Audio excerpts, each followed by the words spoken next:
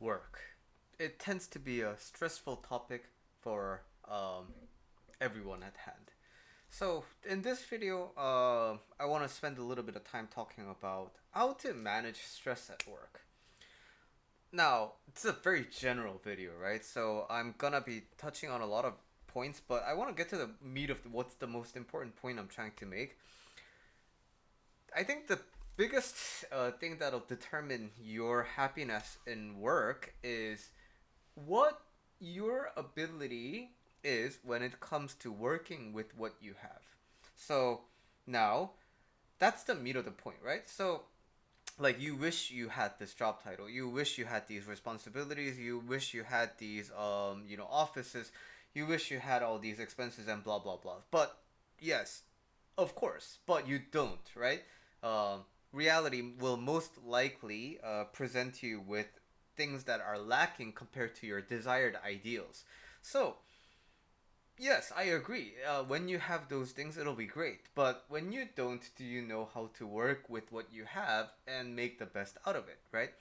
And this mindset is particularly important because, again, you're most likely not going to get everything that you want in your life. But that doesn't mean that what you want to pursue should stop being pursued because why not? Like the conditions aren't met, right?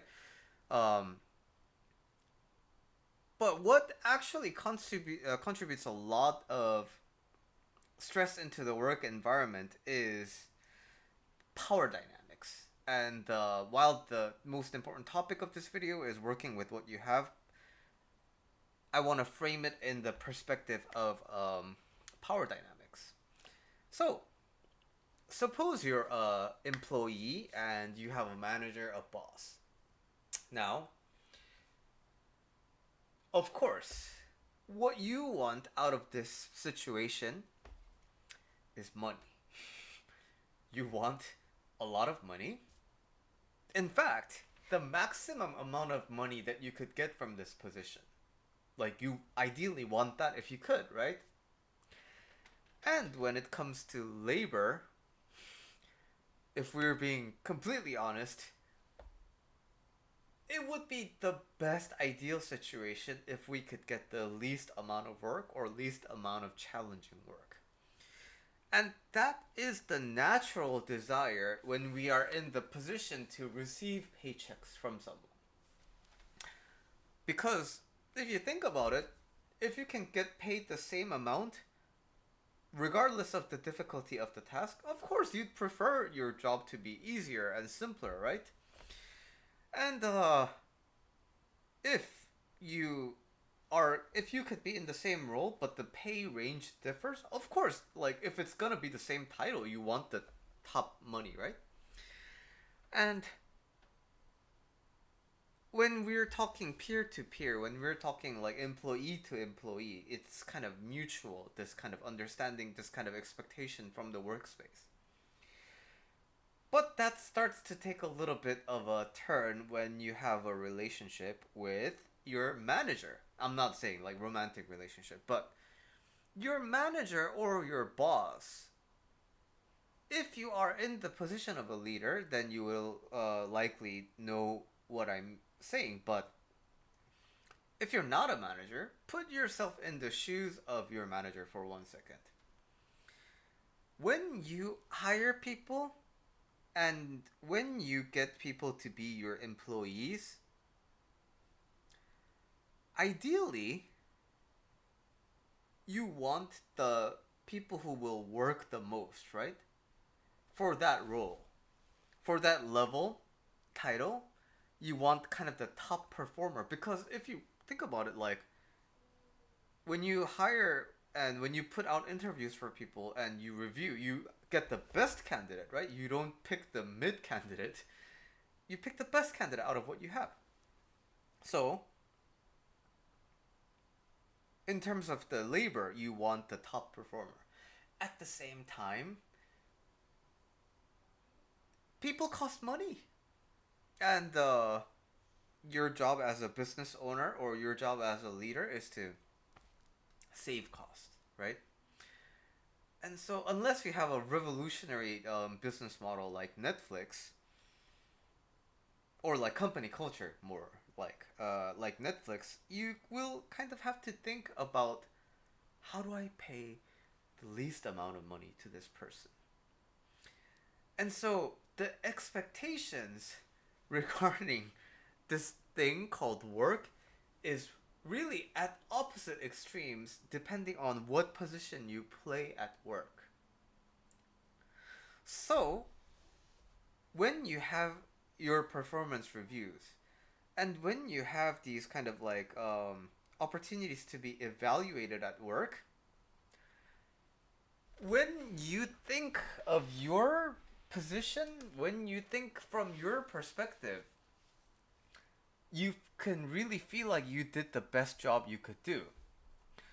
But because of the nature of the difference in expectations based on the role, your leader might not be enough for your leader. Because why? Leaders have different sets of expectations, right?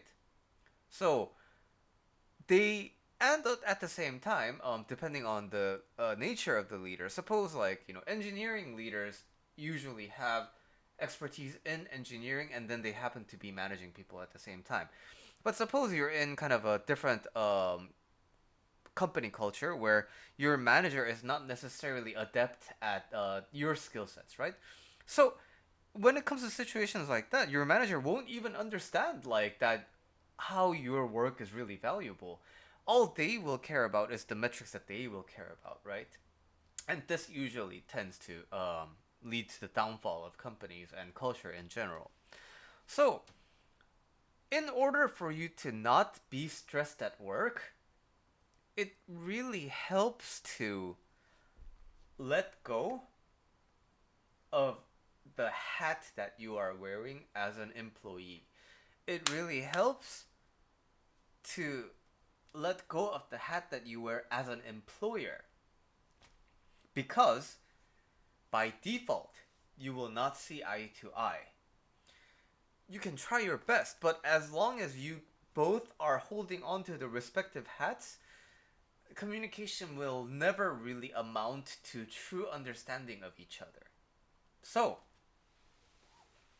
suppose my boss has expectations, and my boss tells me like, oh, like blah blah blah, and maybe like a negative performance review.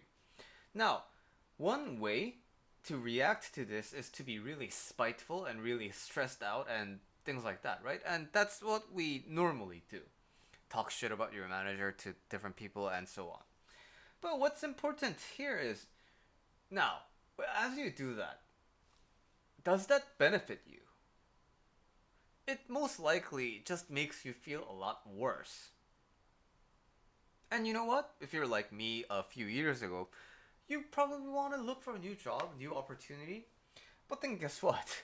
Even if you go to a new company, the nature and the dynamic between the employer and the employee doesn't really change.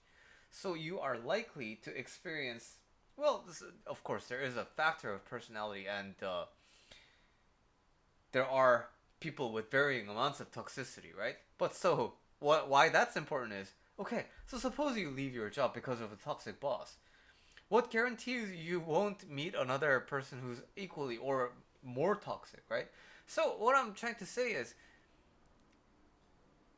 just being frustrated and disappointed and angry at situations tends to not solve the actual issue at hand, which is your happiness at work.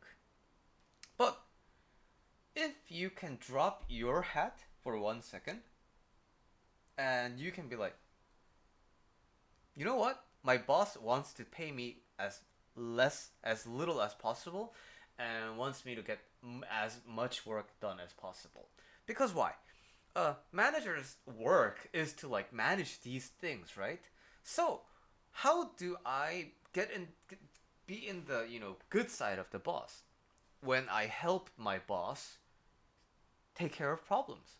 So, if you can take the criticisms that your boss provides for you and consider it as clues, right? and specific direction on how to basically, it's like a manual on how to please them, right? And so you're gonna work anyway, and you know what? Why not make it beneficial for both parties? What usually makes your part not enjoyable is insistence on your views, right? So I understand that this is the hardest part. But if you can drop your sense of identity and you view yourself as a tool, as an extension of your boss's desires and intent, then you can start being actually very effective at meeting your boss's expectations. And now, this has the potential to sound like, oh, remove your personality, just be a cog in the machine, right? But that's one way to interpret it. But what I'm actually saying is, you are a unique human being. And with your uniqueness, you have a unique perspective on how to solve the same problem, right?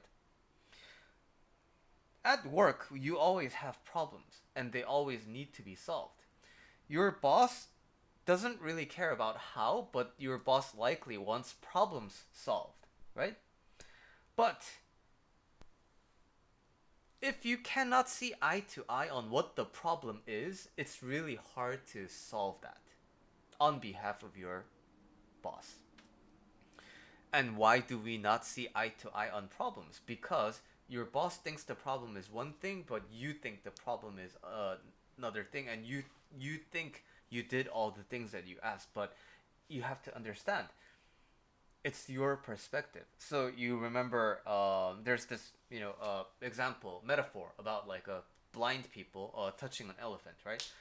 One person touches the snout, one person touches the tail, one person touches the trunk, one the leg, one person touches the belly, and they all describe the different things, but guess what? It's one elephant, right?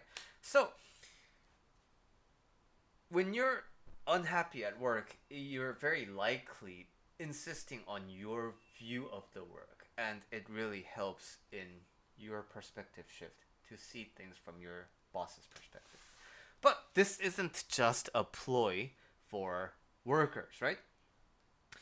If you're in the position of managing people, you have to understand that people are most likely not following your directions because number one, you probably don't communicate what you need all that much. Because why?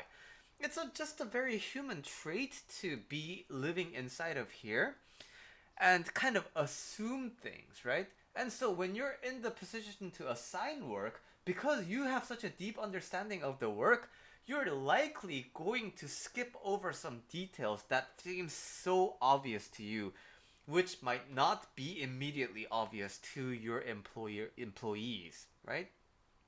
So for the employees as employers as well, if you could drop your knowledge, if you could drop your assumptions, if you could drop your like demands of these people and see, okay, what's the problem that these guys are having when it comes to solving this problem? What's their understanding of this problem and how are they approaching it and why is that not satisfying to me?